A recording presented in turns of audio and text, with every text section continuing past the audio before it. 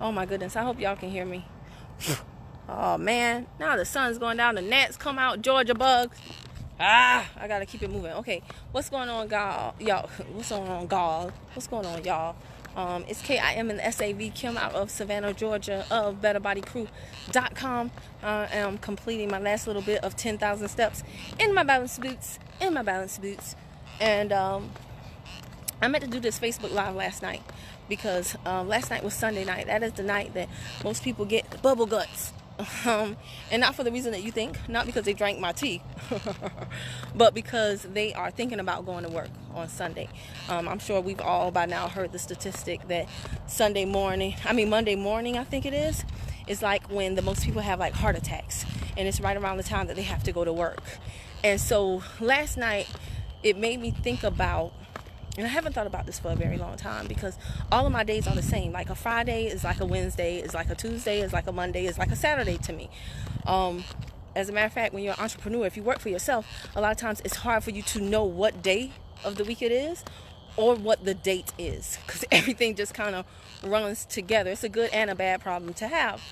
But I say that to say, last night, I don't know what it was. Oh, I think I saw a meme or something like, it's Monday or something. Oh, the weekend is over.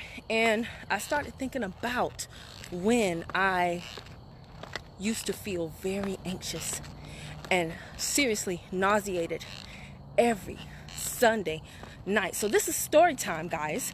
This is story time. This is a story I've never told, I don't think, on a Facebook Live, turned into a YouTube video. And it's the story of my last job.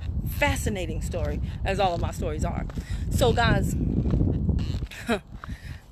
and I'm doing this for all the people who are like, Kim, you're always so happy, you're always so joyful. No, I'm not. You do not know me. You have not known me all my life. Let me tell you something. I used to be a little hellion. Oh yes, baby. I used to celebrate how I could string together a slew of curse words and break you down into pieces with my linguistic, sorcery. Right? And my tongue was a sword. Right? Now I still give you the business, but I do it with more class. Right? I use etymology and oratory. I'm like Achille the bee when I still get in that tail, if you come at me crazy. But when I say growth it's not necessary, because there are a lot of people that live their whole entire lives and they don't grow. But growth is great. And wisdom is the principal thing. And so, hey, what's going on, Jeff? And so, guys, let me tell you, my last job was in higher education. And it was a job, right before I got that job, y'all, I had been trying for 5 years to have a baby and could not get pregnant. I had basically resigned myself to say, you know what, maybe I'm just not meant to have kids. Maybe we just won't have kids, my husband and I at that time. And so, wouldn't you know, as soon as I got laid off from a job that I once loved, I got pregnant. And I was just like, really, God? Really? I'll tell you that story another time. So anyway, once I had Eho, and he was about 6 months old, I went back to work. I started looking for a job because, babies are expensive. So I started looking for this job, and I was like, all these years I wanted a baby. Now I have one, and I don't have the means to support this baby. So I felt really low. I just felt like I wasn't even worthy to be his mother. And that was tough. That was really, really tough. So I had to get a job. And I found this job through a friend, and I loved the job. Okay, the job was basically like I was giving away money to high school students to come to college for free while they were still in high school. And I was like, oh my gosh, this is going to be easy. This is going to be easy. But what I did not count on was the politics involved in higher education. So the way that my program was funded, it cut into the, I'm just going to make it the long story short. It cut into the budgets of the high school. And guys, public school education is free for you, but it's not free. Okay, the high schools get paid based on how many people are sitting in the class. So when I come and present a program that is good for the students, but it cuts into the high school budgets, what do you think happened? I would go to these schools and they would say, oh, we forgot you were coming today. They didn't forget. They just didn't want me to speak to the students. Or they would have me only speak to certain students because they were like, well, these students will most likely pass your test and those students won't. And that's not how the law was written. The law was written so that all students were supposed to have the capability to participate in this program. So for all you parents out there who think that, oh, the counselors and the principals and the administrators, they have no reasons to put my child at a disadvantage. Yes, they do. And the reason is money. Okay. So you got to get in that school. You got to find out what's going on. Okay. And you have to advocate for your child. Do not leave it up to the counselor. All right. Because there are things of which you know nothing about. Anywho, guys, I used all my charm and I eventually got to turn things around in that area that I was put in charge of. I was able to connect with the students over comedy. I know your girl got a funny bone. And then same thing with the administrators. I was able to empathize with them and negotiate with them and basically frame and position my program in a way that was beneficial to them so that they would let me in, despite the fact that it, messed with their budget some. So, when I say I was living the dream, I was like, oh my gosh, the position was flexible. I had a boss that loved me. We would go on trips and they would be like, Kim, do an impersonation of Dean so-and-so. Do an impersonation. And I'd be like, and I'd pump it out and they'd be like, she's so funny. My boss had a picture of my son next to her computer. Okay. They gave me like a top review. Things were great. And they said, because when I took the job, I just needed a job. So I was trying to negotiate with them. I was like, I have an MBA. I speak Spanish. Can I get more pay?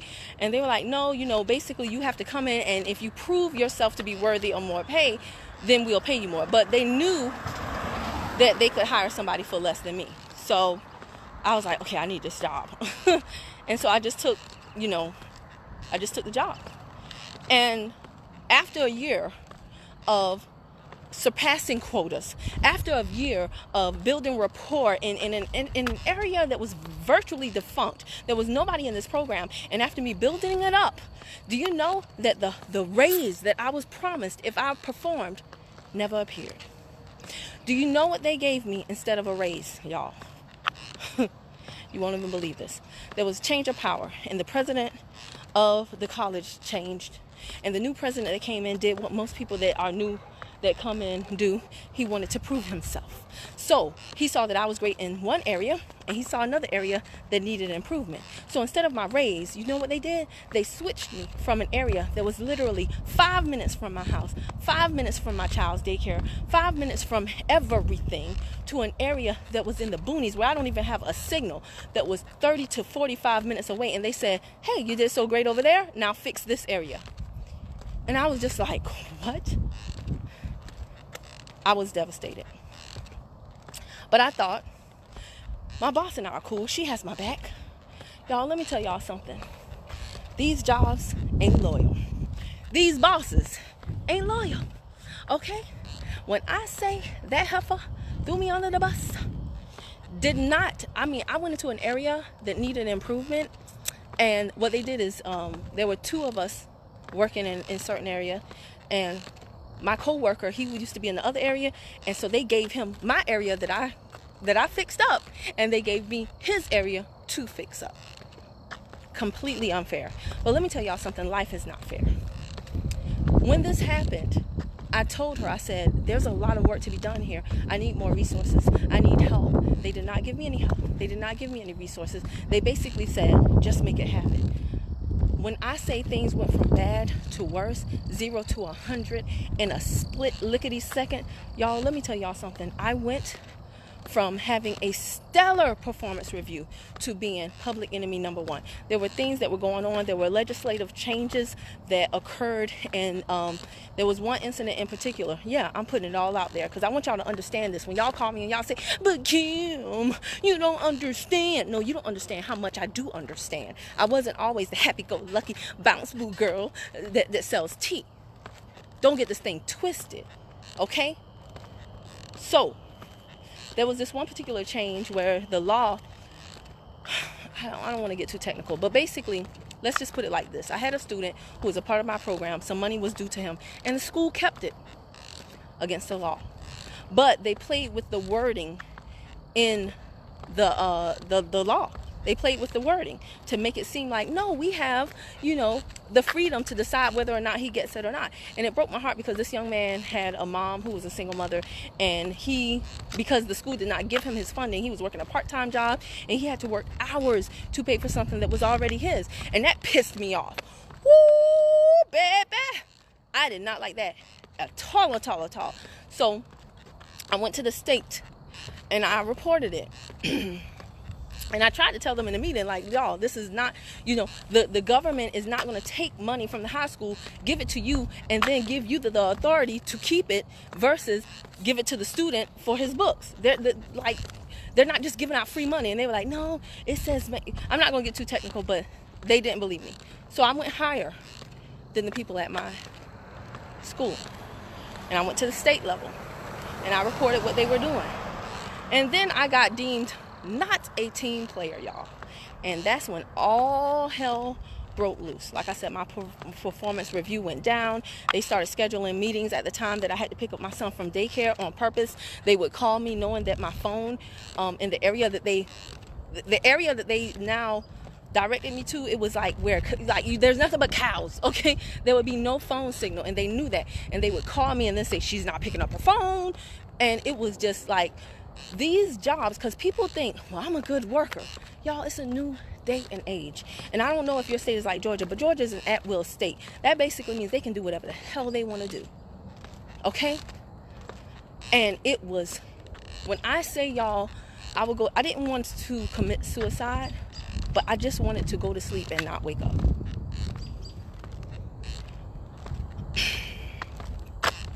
I would walk in that place and I could instantly just feel the tension. In meetings, I would be singled out. They would ask me a question, and no matter what the answer was that I gave them, they would just go off for no reason. There were co-workers of mine that was like, that was not right, that was not right. But of course, nobody would say that was not right.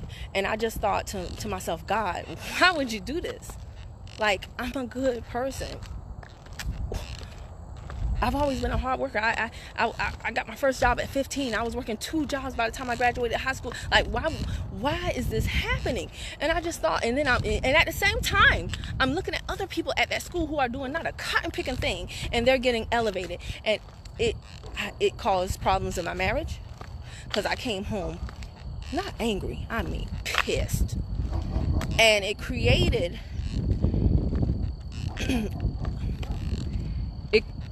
it just turned me into a different person. And you know how you get so pissed that you start to antagonize people, not purposefully, but maybe purposefully, but not really purposefully. I wanted to get them. And I had to bring work home. My husband at that time was helping me go through student files because they wouldn't hire people, and they knew this. And then they wrote me up for bringing student files home, which I had been doing that for years. That was how I got it was just a circle of viciousness. And I know people, I speak to people every single day. Y'all, I stay on the phone every single day. So when I don't message you, don't think I'm ignoring you. I'm talking to people. And when people finally get me on the phone, if they want to spill their heart out, if they want to spill their guts out, I let them do that because I've been there. Some of y'all are going through the same exact situation on your jobs. Some of y'all are paid very well on your jobs. And your jobs, your boss, they're making you miserable. They're giving you a workload that is breaking you down. It's affecting your health. It's stressing you you know what out. Every Sunday night, you got the bubble guts. Every Monday morning, you're nauseated. You're sick. You're ill. You just, it takes over your life. I could not stand my boss. And she used to be like my best friend. I would take my son up there when he was growing up and do work with, like, I would when it was time to get off of work, I would go pick him up, bring him back to the school, and do work at one time. These people saw my son grow up. They did not care. When it came between them or me, all they wanted to do was appease that new president and make him happy, even if it meant throwing me under the bus. And that created a rage in me, baby. When I say, y'all think yellow bone girls don't got no fight in them, don't got no bite. Woo! That was my cursing days too. I was pissed.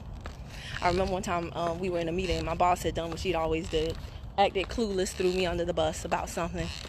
And when she came back to my office, and I just was not having it. So I was trying to fight back in the meeting, like, I told you that the deadline was over. And she was like, you didn't tell me. And I was like, I told you. It was something like that. And I was like, I sent an email, and it was just horrible. So when she got back to my office, I remember I was sitting at my desk, and she was leaning over the desk like, babe, I can't remember what she was telling me, but she was like yelling at me. And she was leaning over the desk, and she was like, you can't do blah, blah, blah, blah, blah. And I don't know what happened. All I know is she had on a string of pearls, and they popped. And all the pearls went on my desk like pop, pop, pop, pop. Like they all danced like pop, pop, pop. And the pearls popped and exploded all over my desk. And she was trying to gather the pearls, and I just sat there and looked at it. I was like, did I do that? Y'all ever seen the movie Matilda, where she thinks about something, she's like, can I touch that with my eyes? And she like stares at something so intently that it's like hands almost come out of her eyes and moving. I was like, did I pull those pearls up? But I got such joy and satisfaction over her pearls popping right, and I didn't pick up a one. I'll never forget that. She was just like scrambling to get her pearls, and that thing brought me so much joy. Ooh. And that wasn't right. Okay, that wasn't right. Okay. It's funny to me now. But I was just so upset. And it culminated. Oh, I haven't even gotten to the best part. I don't want this story to be super duper long. But look, Jeff said that kind of happened to me too. Jeff, you're not the only one. I see some other people on this broadcast, and I've spoken with some other people on this broadcast, and I know this happened at their job as well. This is happening more often than y'all think. This is why I'm telling y'all, it is a new economy. It is a new day and age. When I say do something, I don't mean join me and sell tea. I mean do something. If it's not joining me and selling tea, I don't care. That's not going to stop me from cashing my checks, from making money. And I don't mean that to offend you. I'm just saying, do something. Don't say, I don't have the time, I'm too tired. That's exactly why you should do it. Because when these people decide that they want you out, they getting your butt out. Let me tell you how they got me out. So they wrote me up enough times. Like I said, they would have meetings when they knew I had to pick up my kid. I don't care what's going on. I'm not going to not pick up my kid. All y'all old, your kids are long and grown. Y'all can have meetings to 8 o'clock at night, and y'all, I can't do that. And they would do that on purpose, whereas they never did that before. So they wrote me up enough times. And when I say it was bad, it was so bad that the woman who I told at the state level about what they did about stealing the kids' money, she tried to get me another job. But again, politics and logistics, and it was horrible, because she said, we got to get you out of there. She had actually previously worked in my position, so she knew how that school was. That was the blessing, but she didn't have the power to get me out in enough time. Y'all, do y'all know when they fired me they fired me for everything. Insubordination, lack of performance. Like, who wins an award one year and has stellar performance one year and the next year just goes completely rogue? It doesn't make any sense. Doesn't make any sense. But you got to understand the game. You don't have to like the game, but you have to understand the game. At that time, I did not understand the game. Oh my God. So let me just get to the point. They fired me, right? I go for unemployment. Unemployment denies me because they say, well, they fired you for lack of performance. Y'all, I have so many people write letters on my behalf. I have parents of students write letters on my behalf saying, Miss Kwamina was up to 2 o'clock in the morning. Every time we emailed her, she was up. We volunteered. Yeah, I actually had parents that volunteered to help me work, but they said that their parents couldn't do that because they would be dealing with other kids' confidential information, and they weren't hired by the school. Like I had letters written on my behalf about how hard I was working and how good I was with the students and all this stuff. So I submitted it to the Department of Labor, and then they said, okay, yeah, you're due unemployment. Now y'all know unemployment ain't nothing to begin with, right? So the Department of Labor said, yeah, we're going to give you unemployment. Well, they gave me unemployment. So I'm like, okay, I'm not rich, but this does help. You know, the school appealed again. The school appealed again, which I'm just like, what the what? And then the Department of Labor, for some reason, sided with the school with no reasoning behind it. The school didn't submit anything different than what they submitted before. So Now listen, the Department of Labor has paid me out. Now the school appeals, they side with the school. Do you know the Department of Labor sued me for all of the unemployment I got?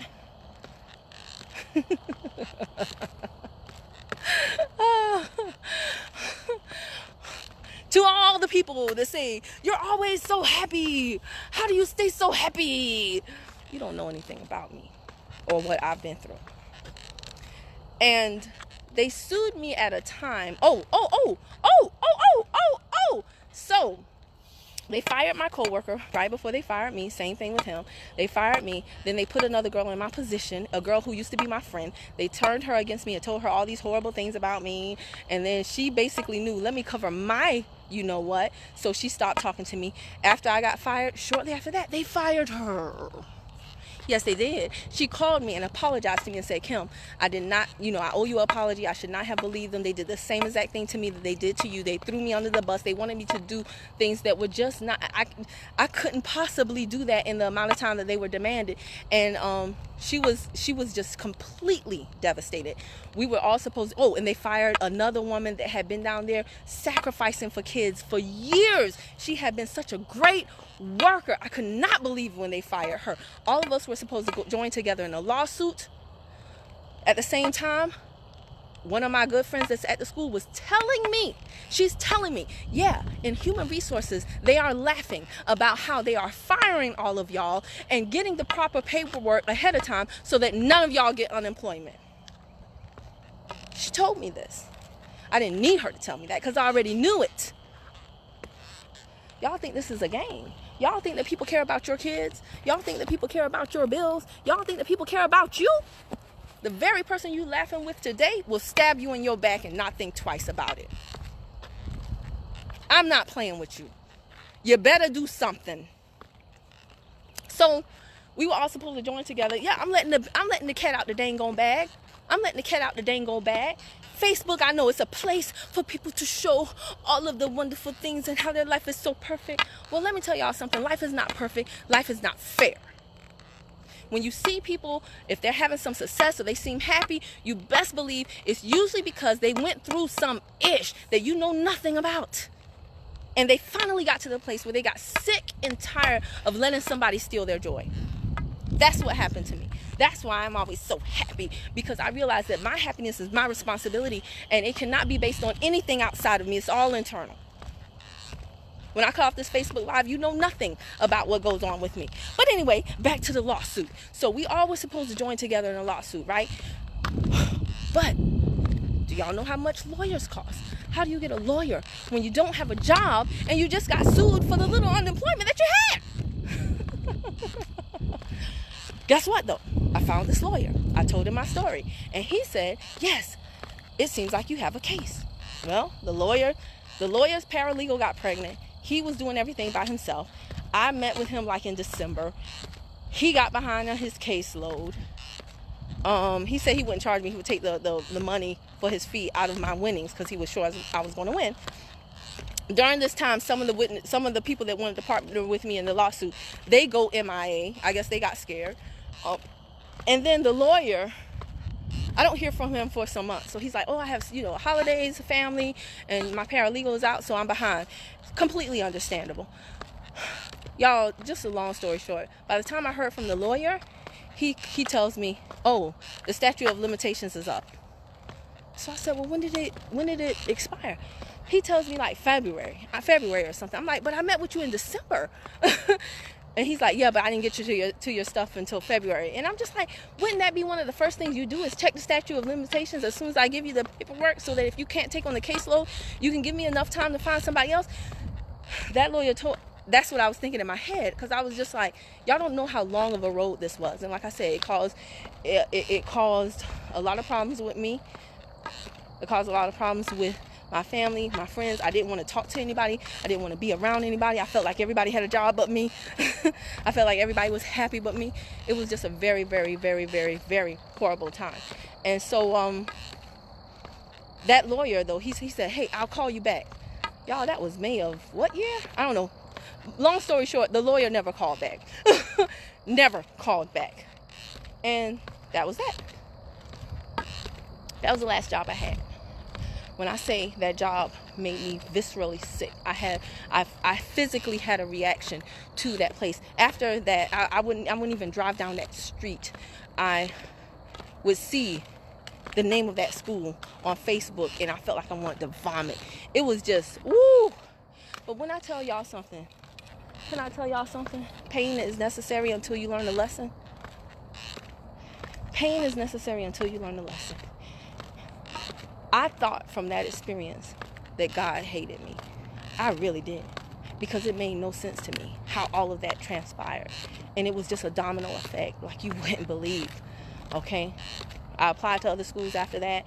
Nobody would hire me. Everybody's saying, I don't understand. Your resume looks great.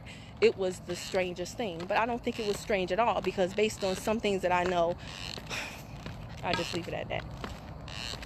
It was a very, very difficult time, to say the least. It made me extremely bitter. It made me into someone I did not want to be. So, what is my point? My point is this. Even if things are great at your job, don't take it lightly. There could be a change of power. There could be a change of, your boss, literally overnight. Things happen very quick nowadays. Okay? So don't take it for granted. Second thing I want to tell you is put something in place outside of a paycheck. I do not care if it's makeup. I don't care if it's tea. I don't care what it is. Just find something that you like and start working on it. Because I thank God that right now, when I go to sleep every single night, I go to sleep peacefully. I don't have that itching, that gnawing in my gut, that I don't have my skin crawling. I don't feel nauseated. I'm not thinking, oh my God, I have to go see those people tomorrow. I'm not thinking any of those things. I don't think anything about any day of the week. I don't thank God it's Friday. I thank God for every day, because every day is the same to me. I'm not saying that everything is perfect in my business. I'm not saying that I'm rich. What I am saying, though, is that I'm glad I took control of my finances, and I'm glad that I partnered with a profession that has personal development as one of its major foundational principles, so that now when things happen to me outside of me that I do not like, it doesn't affect me internally. It doesn't make me into anything less than the best version of who I was destined to be, who God wants me to be. I've grown a lot through that experience because of that experience. And right now I handle a lot of stuff totally different. Stuff that pisses other people off, it does not bother me at all. Not saying I don't always get mad, that I'm always cool, calm, and collected, but I'm telling you, y'all don't know me. Y'all don't know who I used to be. And so, when you hear me talk about my little tea business, I know you think it's just a little tea business, but you really have no clue. The ability to spend time with my son and to earn money in my sleep and to serve people and have them say, thank you for telling me about this product because it did that, and it's something that blows me away. The ability to offer an opportunity to a 50-year-old grandmother who is working and busting her butt, but still living paycheck to paycheck, and have her say, oh my gosh, I just met somebody on Facebook and they placed an order and I just made $60. And that's just one of many of her orders for the week. The ability to offer an opportunity to a single mother of special needs kids who won't get a job, can't get a job, because she takes them to 9 to 8 doctors every single week. And who's going to hire her? Who's going to hire her when she needs that much time off? The ability to give these people the opportunity to not only become the best versions of themselves, to learn some skill sets that will set them free financially forever, but also the ability to give them the ability to offer that to other people too, is priceless. To me. Doesn't have to be to you, but it's priceless to me. So understand this. You don't know everything just based on what people share on Facebook. You don't know people just because you see them for 5 or 20 minutes on a Facebook Live. You don't know yourself even until you go through those trials and tribulations that ultimately serve as lessons if you are willing to learn. If you are willing to learn. The reason why some of you are going through the same pains over and over and over and over and over and over and over again, year after year, is because your dang on butt won't learn the lesson. Pain is necessary until you learn the lesson. Pain is necessary until you learn the lesson. sometimes the lesson is a blessing. Yes. And I'm not saying that just because it rhymes. I'm saying that because it's dang on it true. If everything had worked out perfectly and I stayed on the path that I was, with my boss being my best friend and them celebrating me and saying, Kim, you're the greatest, we love you, Kim, I would probably still be at that school right now making, I don't know, $40,000 a year. Woohoo! I would probably still be right. How you doing? I would probably still be right there. Thank God I'm still not right there. Thank God they turned against me. Thank God they blackballed me. Thank God the state sued me. Thank God that I went through all of that. Because let me tell y'all something. There are some lessons that you can only learn through humility. Not humiliation. Humility. I don't have half the cares that y'all have. I don't care about what you think about me. I don't care what you say about me. I don't care if you don't buy. I don't care. How you feel about me is none of my business. And when I say that, some people say it because it sounds good. I say it because I mean it. I promise you that. Don't believe me? Try me. I really don't care. And that's such a freeing experience, because there are so many adults who are bound by the opinions of others as if they were still children. I'm not saying that like it's pathetic. I'm just saying that like I empathize with those people. Because I don't want to go through my life a slave to the opinions of people who could care less about me. So, anywho, guys, this went super long. But I just wanted to share a part of my story, a part of what has made me who I am. That was my very last job. And I'm thankful for the experience. I learned a lot of lessons. I will never be that person again.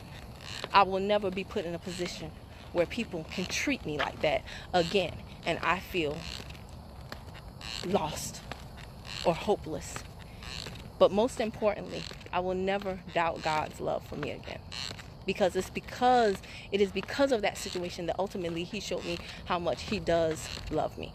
The fact that I have people from around the world who don't know me from a can of paint and call and place orders. Right before this Facebook Live, somebody prayed for me and prayed blessings off of my business, prayed for prosperity for me. I would not put myself out there. I wouldn't know these people if it were not for that experience. I have people that aren't even on my team that pay me just to coach them on certain things that I've learned. I wouldn't have that level of growth. I wouldn't have that level of influence had it not been for that horrible, horrible experience. My son now talks the language of business. Yes, honey. The language of success. He has an entrepreneurial mind. He knows thought leaders that most kids have no clue about. Shoot, most adults don't even know. And that would not be had it not been for that experience. That experience taught me so much. And when you push past the pain, when you push through the pain, I promise you, the reward is pleasure. Yeah, you're going to seem crazy to some people. That's fine. Because some people seem crazy to me. Whole nother topic. I'll break it down for you. But let me go, because y'all can barely see me. All y'all see is my teeth. Luckily, they white. Bing, bing. I need to put that filter on that makes you go bing. Oh, Deanna is on. She said, your son is very blessed to have you. He is, and you know what? I'm blessed to have him. He is a huge blessing in my life. Doubt still creeps in my mind because Satan uses the same old tricks, right? So doubt will creep in my mind. And you know what? I don't even have to say it. My son senses it. Your kids are so intelligent, and he always tells me, Mommy, you can do it. I believe in you. That's okay. We all make mistakes. All the stuff that I say to him, he throws right back in my face. Exactly when I need it. So, yeah, I love him to death. He has saved my life, literally and figuratively. That's another story. But anyway, I hope this made y'all think. I hope you learned a lesson in it. I hope you learned something about me. But more importantly, I hope you learned something about you. Who were you called to be? Are you really living your best life? Or are you just content to sing the song when it comes on the radio? Who do you want to be? Who do you want to serve? What kind of example do you want to be for your child? Is your child going to have to look outside the house for a hero? Or are you going to show them, yeah, my mom is the bomb. My dad is all that. Those are questions that I want y'all to think about. Okay? Because life is way too short to be getting sick every Sunday night because you know work is waiting for you Monday morning. I'll see y'all later. Bye.